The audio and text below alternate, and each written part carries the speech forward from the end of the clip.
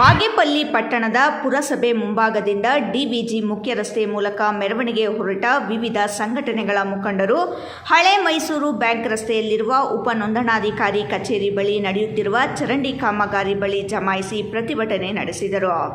ಈ ವೇಳೆ ಪ್ರತಿಭಟನಾಕಾರರು ಪುರಸಭೆ ಮತ್ತು ಯುಜಿಡಿ ವಿರುದ್ಧ ಘೋಷಣೆಗಳು ಕೂಗಿ ಆಕ್ರೋಶವನ್ನು ವ್ಯಕ್ತಪಡಿಸಿದರು.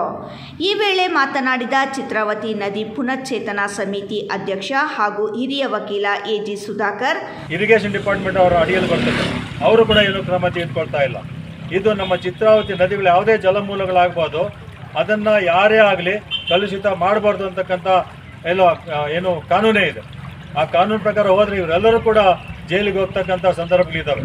ಹಾಗಾಗಿ ಅವರ ಮೇಲೆ ಒತ್ತಡ ಆಗ್ತಕ್ಕಂಥ ಸಂದರ್ಭದಲ್ಲಿ ಏನು ಬಾಗೇಪಲ್ಲಿಯ ಪಶ್ಚಿಮ ದಿಕ್ಕಿಗೆ ನದಿ ಇದೆ, ಅದನ್ನು ಕಲುಷಿತ ಮಾಡಬೇಡಿ, ಶೌಚಾಲಯ ನೀರು ಬಚ್ಚಲು ನೀರೆಲ್ಲ ಬಿಡಿದಾಗ ಅದಕ್ಕೆ ಏನಾದರೂ ಕ್ರಮ ತೆಗೆದುಕೊಳ್ಳಿ ಅಂತ ನಾವು ಒತ್ತಾಯ ಮಾಡ್ತಾ ಇರ್ತಕ್ಕಂಥ ಸಂದರ್ಭದಲ್ಲಿ ಅವೈಜ್ಞಾನಿಕ ಈ ಒಂದು ಕಾಮಗಾರಿಯನ್ನು ಇವತ್ತು ದಕ್ಷಿಣ ದಿಕ್ಕಿನ ಚಿತ್ರಾವತಿ ನದಿಗೆ ಕೊಳಚೆ ನೀರನ್ನು ಹರಲಿಕ್ಕೆ ಬಿಡ್ತಾ ಇದ್ದಾರೆ.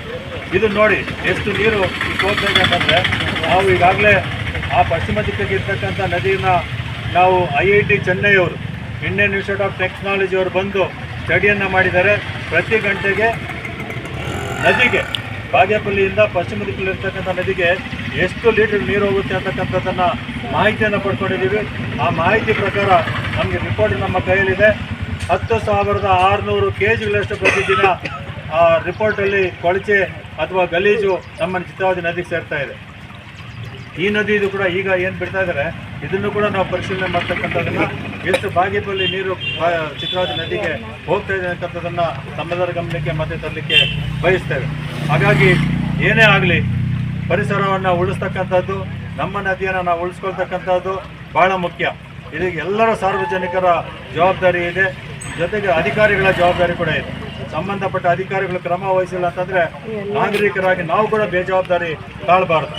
ಇವತ್ತು ನಮ್ಗೆ ತುಂಬ ಸಂತೋಷ ಆಗ್ತಾ ಇದೆ. ಎಲ್ಲ ಸಂಘ ಸಂಸ್ಥೆಗಳು ಕೂಡ ಕೈ ಜೋಡಿಸಿದ್ದಾರೆ. ರೈತ ಸಂಘ ಆಗ್ಬೋದು, ಮಹಿಳೆಯರು, CPMನವರು, ಕೃಷಿ ಕಾರ್ಮಿಕರು ಮತ್ತು ಕನ್ನಡಪರ ಸಂಘಟನೆಗಳು, ಹರೀಶ್ ಅವರು, ಬಾಬಾಜನ್ ಅವರು ಮತ್ತು ಅವರ ನೇತೃತ್ವದಲ್ಲಿ ಆಗಿರ್ತಕ್ಕಂಥದ್ದು. ಪಟ್ಟಣದ ಹಳೆ SBM ರಸ್ತೆ ರಾಷ್ಟ್ರೀಯ ಹೆದ್ದಾರಿ 44ಕ್ಕೆ ಸಂಪರ್ಕ ಕಲ್ಪಿಸುವ ರಸ್ತೆಯಾಗಿದ್ದು, ಇದು ಮಧ್ಯ ರಸ್ತೆಯಿಂದ 44 ಅಡಿ ಅಗಲದ ರಸ್ತೆಯಾಗಿದೆ. ಆದರೆ ಅಧಿಕಾರಿಗಳು ಅವೈಜ್ಞಾನಿಕ ಚರಂಡಿ ನಿರ್ಮಾಣ ಮಾಡುತ್ತಿದ್ದು, ಈ ರಸ್ತೆ ಅಗಲೀಕರಣ ಕಾಮಗಾರಿ ಆರಂಭವಾದಾಗ ಚರಂಡಿ ಧ್ವಂಸಗೊಳಿಸಬೇಕಾಗುತ್ತದೆ ಎಂದರು. ಪಟ್ಟಣದ ಸಾರ್ವಜನಿಕರ ಹಾಗೂ ಪುರಸಭೆ ಅಧಿಕಾರಿಗಳ ನಿರ್ಲಕ್ಷ್ಯದಿಂದ ಗೊಬ್ಬುನಾಥ ಹೊಡೆಯುವ ದೊಡ್ಡ ಚರಂಡಿಯಾಗಿ ಮಾರ್ಪಾಟಾಗಿದೆ. ಪಟ್ಟಣದಿಂದ ಶೌಚಾಲಯದ ನೀರು, ಬಚ್ಚಲು ನೀರು, ತ್ಯಾಜ್ಯ ನೀರನ್ನೆಲ್ಲ ಎಗ್ಗಿಲ್ಲದೆ ನದಿಗೆ ಹರಿಯಲು ಬಿಟ್ಟು ಕಲುಷಿತ ಮಾಡಲಾಗಿದೆ.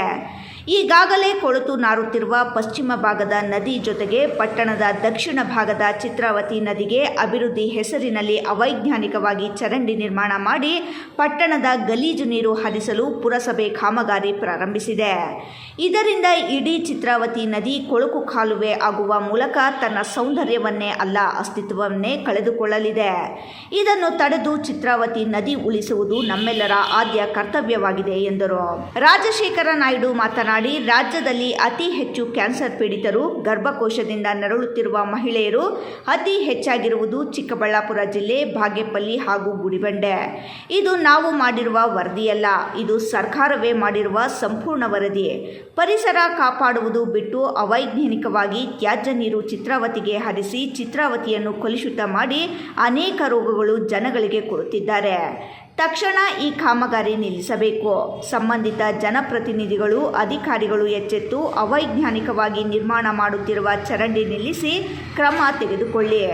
ಇಲ್ಲದಿದ್ದಲ್ಲಿ ನಾವೇ ಕ್ರಮ ಜರುಗಿಸಬೇಕಾಗುತ್ತದೆ ಎಂದು ಎಚ್ಚರಿಕೆ ನೀಡಿದರು. ಸುಬ್ಬು, ರಾಯಲ್ಸ್ ಕನ್ನಡ, ಭಾಗ್ಯನಗರ.